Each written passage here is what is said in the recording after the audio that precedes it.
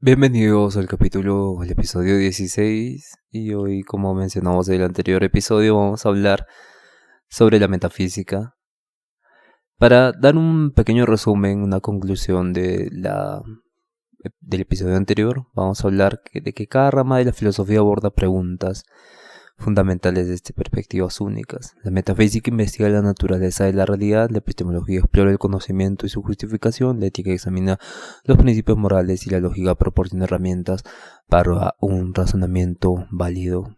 Pero ahora entramos en materia de metafísica y es algo muy profundo y también que se relaciona mucho o posiblemente en un futuro sea complementaria con la física cuántica, lo cual sería extremadamente revolucionario en el momento actual que vivimos. Sí. Entonces la metafísica es la rama de la filosofía que se ocupa del estudio de la naturaleza, la estructura y el origen de la realidad.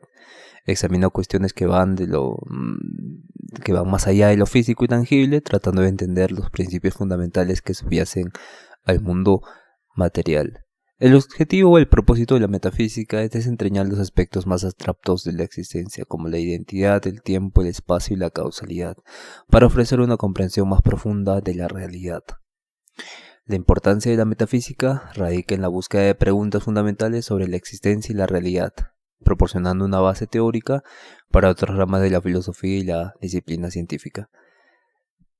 En esta parte quisiera hacer una reflexión sobre que nosotros muchas veces en situaciones específicas el ser humano se ve envuelto en un tipo de subsumisión a las estructuras sociales, a las instituciones y a cómo se mueve el mundo. Y para esto se basan en la filosofía existencialista, donde en un universo indiferente el ser humano crea su propio significado a base de decisiones. Pero esto es una respuesta muy floja para darle sentido a la existencia humana. La existencia humana tiene que ser mucho más completa y en esa complejidad tenemos que hallar lo simple en la práctica del vivir el momento presente. Y en esta presencia se manifiesta el ser ahí en el individuo, como decía nuestro amigo Heidegger, pero ahora este hombre subsumido por las instituciones queda libre con el vitalismo y el nihilismo, y al quedar libre este hombre crea su propia realidad. Pero ¿cómo crea su propia realidad? Destruyendo la identidad personal. ¿Y cómo destruimos la identidad personal? Haciendo un trabajo de autoanálisis y buscando otra forma de entender el mundo. Si tenemos esta forma diferente de entender el mundo, nosotros podemos crear otra realidad. Por ejemplo, una persona el ejemplo clásico, ¿no? Alcohólico, el alcoholismo.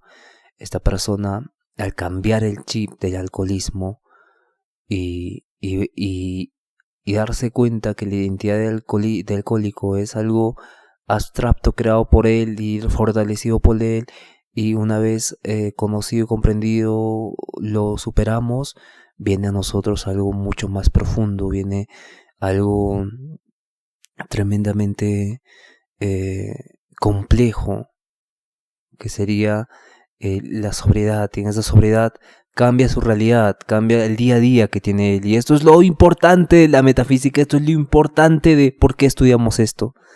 El cambio que se tiene que dar, el cambio que se tiene que ver. El cambio es lo hermoso que podemos entender y desarrollar en la metafísica. Cómo cambiando una perspectiva, una abstracción de mí mismo, de mi identidad, cambiando esta moneda puede cambiar radicalmente una vida. Y esto es fundamental, pienso yo. Bueno, para seguir con el tema, vamos a dar el marco teórico, ¿no? Hay temas claves en la metafísica como la ontología. La ontología es la rama de la metafísica que estudia el ser y la existencia también, a la par. Examina qué cosas existen y qué significa que algo exista. ¿Qué es el ser?, se pregunta. Explora la naturaleza de la existencia misma. ¿Qué categorías de cosas existen? Se pregunta. Analiza los diferentes tipos de entidades como objetos, eventos y propiedades. También el tema clave que la metafísica habla es la identidad y cambio. Examina cómo los objetos mantienen su identidad a lo largo del tiempo y cómo pueden cambiar sin perder su esencia. Que eso es lo importante y lo muy complejo, ¿no? Porque la esencia se confunde con la identidad muchas veces, con la personalidad, y esa personalidad es construida. Y esa personalidad se vuelve en un hábito, y ese hábito se vuelve en el carácter, y ese carácter se vuelve en una vida. Y eso es algo muy interesante de analizar. Como diría nuestro querido Aristóteles con otros términos, los pensamientos se convierten en hábitos, los hábitos se convierten en costumbres, los costumbres se convierten en creencias, la creencia se convierte en hábitos y el hábito se convierte en tu vida, ¿no? El carácter está en el medio de ambos y el carácter determina tu vida. Y bueno, preguntas fundamentales, la ontología se hace como ¿qué es el ser? Y la pregunta de la identidad que se hace, ¿qué es la identidad? Para diferenciar el ser y la identidad tenemos que, bueno, filósofos más adelante lo mezclan, vamos a hablar sobre ellos, pero ahora vamos a hablar de la diferencia entre ser y identidad. ¿Qué es el ser? La ontología se pregunta y responde, explora la naturaleza y la existencia misma. ¿Qué cosa que pasa cuando decimos que algo existe? ¿Por qué existe? Esto existe y tiene ser por el hecho de existir, y como nuestro amigo Sartre nos diría, la existencia precede a la esencia, ¿no? Y la identidad, entonces, investiga lo que hace que un objeto sea el mismo a través del tiempo. ¿Qué hace que un objeto sea el mismo a través? Y acá hay la analogía del barco de Teseo, ¿no? El barco de Teseo es un barco que va de Ítaca y regresa, y entonces se va rompiendo y van cambiando madera por madera, hasta que terminan cambiando todas las maderas del barco. Y se pregunta, ¿el barco es el mismo o es diferente, ¿no? Y para la esencia misma, para la existencia, ya que tengo un nombre de barco de Teseo, ya la esencia radica en la existencia. La existencia precede a la esencia, entonces quiere decir que ese barco que se llama Teseo sigue siendo el mismo, a pesar de que cambió todos sus palos, todas las maderas. Pero hay otros que dicen que no, que ese barco es diferente porque todas las piezas fueron cambiadas. Entonces, al ser cambiadas todas, necesita otro nombre diferente. Entonces, en la primera, la esencia se da con el transcurso del tiempo y la acomodación de nuevas piezas de madera, ¿no? Que van transmitiendo el espíritu del barco. Y la nueva madera va transmitiendo y se da por generación en generación, y así se llega al idealismo de Hegel, ¿no? Al espíritu humano, al espíritu histórico de Hegel, como la esencia misma vive ahí, ¿no? En el transcurso de la historia. Y lo mismo, como analógicamente lo decimos, vive en el barco de Teseo, ¿no? Pero esta pregunta es fundamental, ¿no? Porque al nosotros vivir en esta materialidad, vemos que ese barco es diferente, y no vemos la esencia misma de ese barco, no vemos la metafísica que hay detrás de ese barco, que hace que ese barco sea el mismo barco, aunque sus maderas hayan sido cambiadas. Y bueno, esto lo podemos aplicar a diversas formas de ver el mundo. Por ejemplo, las tradiciones y las costumbres. ¿Qué pasa cuando la línea genética de la tribu Apache ha cambiado tanto y ahora son rubios y ojos azules, pero siguen practicando los mismos rituales anteriores? Entonces, eso quiere decir que la esencia misma ha sido heredada generación como esencia, más la vida, la materialidad, la forma ha sido cambiada constantemente. Entonces la esencia es algo, la identidad y la esencia es algo muy importante en la metafísica, y es algo muy curioso que se puede estudiar en la identidad y cambio. También se pregunta el problema de la identidad: ¿cómo puede algo cambiar y aún así seguir siendo lo mismo? ¿Cómo puede algo cambiar y aún así seguir siendo lo mismo. Entonces se explora el cambio y la permanencia, cómo esto se da, cómo esto es posible. Y esto, evidentemente, en el mundo físico no se puede entender, ¿no? Porque estamos basados en la materialidad, pero en la metafísica sí se logra estudiar, se logra analizar y se logra dar un sentido lógico a todos estos términos y a todos estos cuestionamientos que podamos tener. También tenemos otro tema interesante de la metafísica, que es la causalidad. Entonces la casualidad, como muchos sabrán, es lo que refiere a la relación entre causas y efectos, y estudia cómo los eventos están conectados y como unas cosas pueden provocar otras, unas cosas provocan otras. Entonces, preguntas fundamentales como ¿qué es una causa? Analiza los diferentes tipos de relaciones causales. ¿Qué es una causa, no?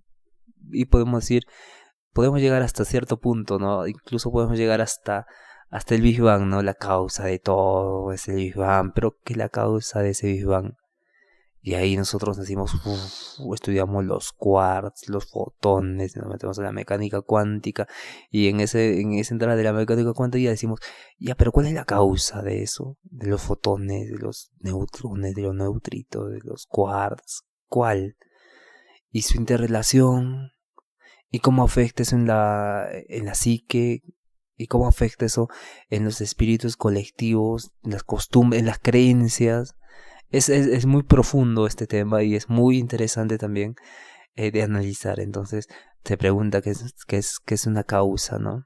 Y cuando hablamos de tiempo y espacio, también la metafísica habla bastante del tiempo y el espacio, porque al parecer el tiempo y el espacio solo pasa, son creaciones evidentemente del hombre, como el calendario, reloj, solo hay cierta, y hay tipo de mediciones también, ¿no? Y se actualizan, y no vamos a negar eso, pero todo eso tiene como causa la creación del hombre, porque solo nosotros, el tiempo podría ser subjetivo, mientras ves una película, o mientras lees un libro, o mientras corres, o mientras haces algo que no te gusta, el tiempo pasa más lento, pero cuando haces algo que te gusta, el tiempo pasa más rápido. Entonces, siendo subjetivo el tiempo, solo tenemos la entrada y la salida del sol. Amanece y anochece. Y en esa entrada y salida del sol no hay nada más. En medio de ello hay ciertos días largos, inmensos, y en ciertos días hay cortos y rápidos. Entonces es muy compleja la dinámica del tiempo a nivel de la subjetividad. Entonces por eso se hace preguntas la metafísica sobre qué es el espacio. Aquí investiga la naturaleza del espacio y cómo se relaciona con los objetos. Y el tiempo examina la naturaleza del tiempo. ¿Qué es el tiempo? El tiempo es mc al cuadrado, y cómo los eventos se ordenan temporalmente y son relativos, sí, pero hay ciertos eventos que pasan más allá de todo el universo, y cómo es ese tiempo y ese espacio, cómo es, qué materialidad tiene, cuál es, qué habita ahí, qué hay ahí, cómo conocemos eso. Somos la única especie que tiene sentido del tiempo, porque si nos vamos a lo más lejano del universo, el tiempo es distinto para ellos, y el tiempo cuando viajas al espacio pasa diferente, pasa más lento en el espacio que en la Tierra. ¿Y por qué se da esto? Y es algo completamente innovador, y es algo muy, muy interesante de analizar el espacio y el tiempo en la metafísica. También tenemos que tener en cuenta la realidad y la apariencia, ¿no? Esta rama, este concepto, perdón, examinar las diferencias entre cómo se presentan las cosas y lo que realmente son. Acá se hace preguntas de qué es la realidad. Investiga la distinción entre la realidad objetiva y las apariencias, ¿no? Por ejemplo, los sentidos, David Hume decía que nos engañan los sentidos. Los sentidos, no podemos fiarnos de los sentidos. No podemos fiarnos de los sentidos porque en ciertas ocasiones nos engañan los sentidos. Entonces, ¿cómo conocemos ahora el mundo? Y Descartes dice de hipótesis, de teorías, de que yo existo, yo pienso, luego existo, y de lo que yo pienso no puedo dudar de eso, pero puedo dudar de todo el mundo. y también se hace preguntas como ¿cómo podemos conocer la verdadera naturaleza de las cosas? Explora los límites del conocimiento sobre la realidad. ¿Qué pasa si aparece un fenómeno nuevo que nadie puede explicar, pero que está ahí, lo vemos, y aparece cada 100 años solamente y no podemos entenderlo? ¿Y qué pasa con los fenómenos que vemos aún más con esta era digital, donde aparecen cosas muy, muy, muy, muy difíciles de comprender y que parecen fidedignas? Hay muchas cosas que no conocemos, ¿no? Hay límites en el conocimiento, pero esos límites la metafísica trata de ser esa escalera, ¿no? Esa escalerita que para saltar a lo que está más allá de lo físico. También tenemos que entender que hay teorías metafísicas y hay enfoques de la metafísica. Por ejemplo, la metafísica del realismo versus el idealismo. El realismo nos dice que la idea de que el mundo existe es independientemente de nuestras percepciones y pensamientos. El mundo está ahí y es independiente de lo que yo pueda pensar, sentir, creer, percibir subjetivamente de lo que es el mundo. El mundo está ahí, ya está. Eso se denomina realismo. El idealismo, por otro lado, es la creencia de que la realidad está en gran medida construida por la mente o las ideas. Por ejemplo, una computadora es una creación de una mente, de un señor que ha diseñado eso y ha utilizado ciertos mecanismos para que esto exista. Hay pruebas a problema ontológico. Entonces existe porque ya estaba en el mundo, o existe porque ha sido una idea que ha sido materializada. Entonces es muy interesante también. Y en el idealismo alemán también se hablaba con Kant que nosotros y la realidad que vemos afuera ya está condicionada lógicamente por criterios de verdad en una tabla de las categorías. Por ejemplo, tenemos la tabla de causalidad que se relaciona con causa y efecto. La tabla también tenemos muchas teorías que mencionan que lo que vemos, por ejemplo, Matrix, la película Matrix es una analogía de Kant, ¿no? Y después viene Jacobo Greenberg y nos dice que existe un campo magnético toroidal que conecta la realidad y puede modificar la realidad y esta teoría, la teoría sintérgica, ¿no? Pero hay filósofos también que nos hablan de la mónada como Leibniz y nos dice que estas mónadas son el universo comprimido en una mónada y esa mónada es igualmente es la misma mónada grande del universo, todo el universo contenido en esa mónada y la mónada está contenida y la mónada contiene todo el universo, ¿no? Y esto es interesante como el idealismo hace con Platón también, ¿no? Nos diría que el mundo de las ideas, de las formas ideales, del bien, de las cosas reales, está en el otro mundo y esta es una copia de ese mundo y por eso traemos las cosas del otro mundo a este mundo y las compartimos. Y eso es muy interesante, este debate entre el realismo versus el idealismo. Y también hay otro enfoque en las teorías metafísicas que es el materialismo versus el dualismo. Cuando se habla del materialismo, la teoría de que solo existen objetos materiales y que todo puede ser explicado en términos de materia y sus interacciones. Todo es material. El cuerpo, esto más o menos se refiere al cuerpo, ¿no? Todas las situaciones que puedas sentir ya están condicionadas por neurotransmisores que se han reforzado por tal cosa y esas tales cosas han sido hormonas, neuronas que han estado interconectadas. Y el dualismo menciona la creencia de la existencia de dos tipos de entidades, ¿no? Como la mente y el cuerpo. El materialismo dice que solo hay la mente, el cerebro y con sus neuronas que son electroquímicas y fluyen y hacen que todo el organismo funcione con el sistema nervioso, y te menciona que esto puede explicar todo el comportamiento humano, ya, pero ¿cómo explicamos los sueños, el color? ¿Cómo explicamos las revelaciones? ¿Cómo explicamos también cómo explicamos las experiencias, las SM, las experiencias cercanas a la muerte y que todos tienen el mismo patrón, cómo explicamos bastantes cosas, ¿no? ¿Cómo se hace entonces si no hay, si solo son conexiones neuronales? ¿Cómo alguien que nunca ha conocido un concepto sobre la experiencia cercana a la muerte hable lo mismo que otra persona que ha experimentado lo mismo y tenga la misma experiencia como extracorporal, ¿no? ¿Cómo explicamos eso? Entonces aquí hay una pelea muy interesante contra el materialismo versus el dualismo.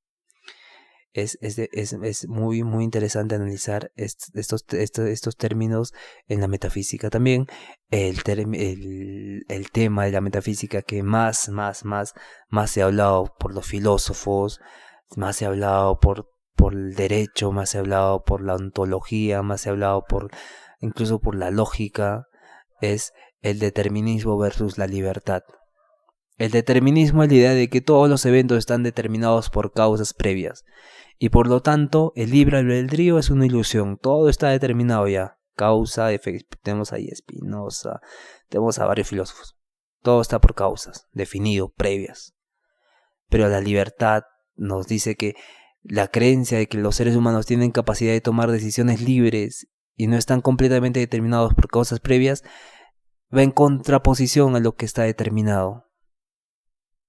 Y básicamente nosotros pensamos que somos libres a veces de las cosas que elegimos, de lo que decimos, de lo que pensamos, pero en realidad un neurólogo nos puede decir que no, esa consecuencia de ese pensamiento que tuviste, esa consecuencia que tuviste, se viene de tal, un psicoanalítico nos va a decir, tú hablas mucho porque seguramente no tenés papá, te ha hablado, no te ha dado atención, un economista, tú tienes que hablar porque tienes que comer, y así va a haber causas y causas de personas que van a determinar lo que haces en acto, ¿no? Pero la esencia misma, la libertad, esa creencia de que eres libre, esa creencia misma de que eres libre ya se ve en Kant, ¿no? Se ve en Kant la idea de la inmortalidad, la idea de Dios, la idea de la libertad, ya se puede ver en Kant que esos son tres pensamientos innatos que se dan en el hombre, pero que no podemos hablar de esos porque estamos limitados por la razón. Entonces, acá se da ese derecho. Entonces, si nosotros somos libres,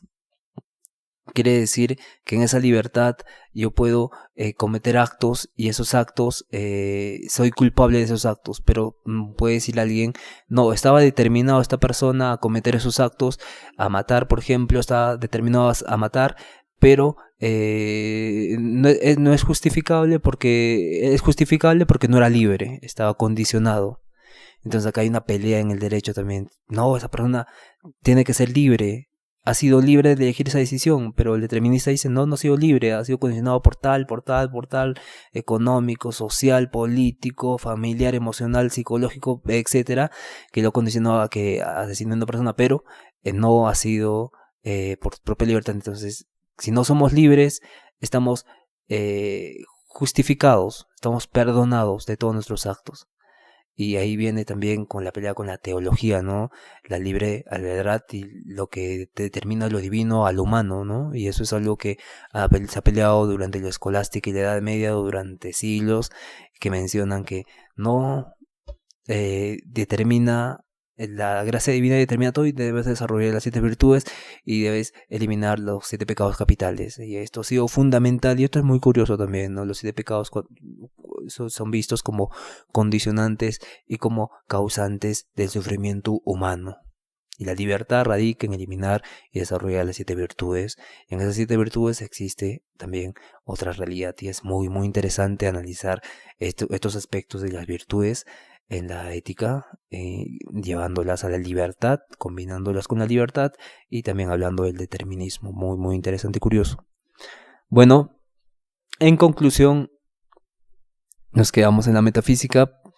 En conclusión, es una disciplina de la filosofía que se enfoca en los aspectos más abstractos y fundamentales de la realidad, abordar preguntas como la existencia, la identidad, la causalidad, el espacio y el tiempo, y proporciona un marco esencial para entender la naturaleza del mundo y nuestro lugar en él.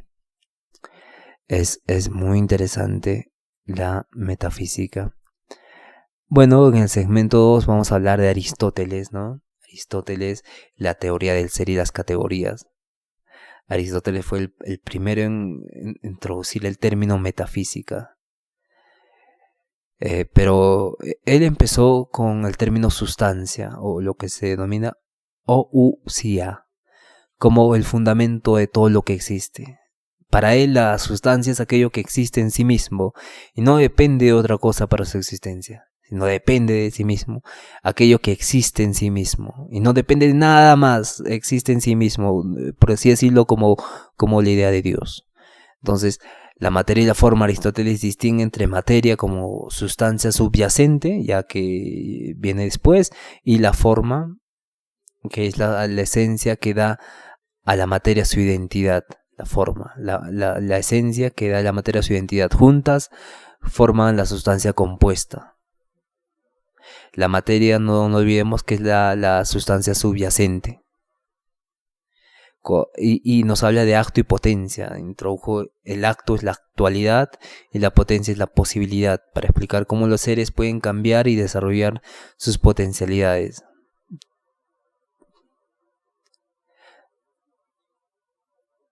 Potencia, todos somos una semilla que puede crecer y fortalecer en un ser humano, y el acto es el acto de ser, ¿no? Si se desarrolló, no sé, eso es el acto de ser y es fundamental. Y las categorías que utiliza es la categoría de existencia. Aristóteles clasifica las formas de existencia en 10, por ejemplo, categorías como sustancia, cantidad, cualidad, relación, lugar, tiempo, posición, estado, acción y pasión, para analizar los diferentes modos de ser. Modo de ser de tiempo, modo de ser de lugar, de relación, de cualidad, de cantidad, de sustancia, de pasión. Y es interesante la contribución que hizo Aristóteles en su libro. Tiene un libro Metafísica, donde sentó las bases de la metafísica occidental e influyó en la forma en que se conceptualiza la realidad y la existencia. También se enfoca y su enfoque sistemático sobre las categorías y las sustancias ha sido fundamental en el desarrollo de la filosofía. Más adelante también otro metafísico es Kant, y la metafísica y el conocimiento, cómo se relaciona la teoría del conocimiento. Después de la revolución copernicana, Kant propuso una revolución filosófica, sugiriendo que no es el objeto el que se ajusta a nuestro conocimiento, sino que nuestro conocimiento se ajusta a las formas a priori de nuestra mente que nos permiten conocer el mundo, por así decirlo. Voy a repetir esto. En la filosofía se da este giro copernicano, ¿no? La revolución copernicana quiere decir que la Tierra el universo no gira alrededor de la Tierra, sino la Tierra gira, todo el universo gira alrededor del Sol, todo nuestro sistema solar gira alrededor del Sol, giramos alrededor del Sol, no lo demás gira a nuestro alrededor. Entonces aquí Kant sugiere que no es el objeto el que se ajusta a nuestro conocimiento. El objeto, el mundo, las cosas, no se ajusta a nuestro conocimiento, sino que nuestro conocimiento se ajusta a las formas a priori de nuestra mente. Y esas formas a priori son, tenemos la tabla de categorías, ¿no? Sustancia, calidad, por cantidad, por cualidad, se ajustan a nuestra mente, en las formas a priori de nuestra mente. Hay las formas sensibles en nuestra mente, tenemos pues el espacio y el tiempo. Estas son formas a priori, que estas ya vienen predeterminadas. Es como un celular que ya viene determinado con cierto programa para que funcione. Entonces nosotros venimos con ciertas formas, ajustes para conocer las formas a priori. Las fundamentales son espacio y tiempo. La sensibilidad las denomina Kant. Y también hace la distinción entre fenómenos y noúmenos. Él distinguió entre fenómenos, lo que podemos conocer, y noúmenos, lo que la realidad en sí misma, que es inaccesible para nosotros. Esta distinción busca explicar los límites del conocimiento. Hay conocimientos nouménicos y hay conocimientos fenoménicos, pero nosotros solo podemos conocer conocimientos fenoménicos. lo que hizo, las contribuciones a la metafísica que hizo Kant es la crítica de la razón pura. Abordó la relación entre la estructura de la mente y la experiencia, analizando cómo las categorías a priori, como el espacio y el tiempo, estructuran nuestra percepción del mundo como vemos actualmente, ahorita, en este momento. Y trabajó influyentemente en la ciencia, así ha influido bastante en la metafísica, la filosofía de la ciencia y cómo entendemos la relación entre el mundo y la mente. Heidegger es fundamental hablar de él cuando hablamos de la ontología del ser. Heidegger exploró la cuestión del ser en su obra Ser y Tiempo, centrando sus análisis en el concepto de Dasein, ser ahí, que se refiere a la experiencia humana de existencia. Yo experimento, pone un ejemplo muy interesante, que es: está parado en el paradero una persona esperando su bus, pero cuando está esperando su bus reflexiona: ¿qué soy? Y ahí aparece el ser, el Dasein, y se refiere a la experiencia humana de existencia. En ese momento es donde existe realmente.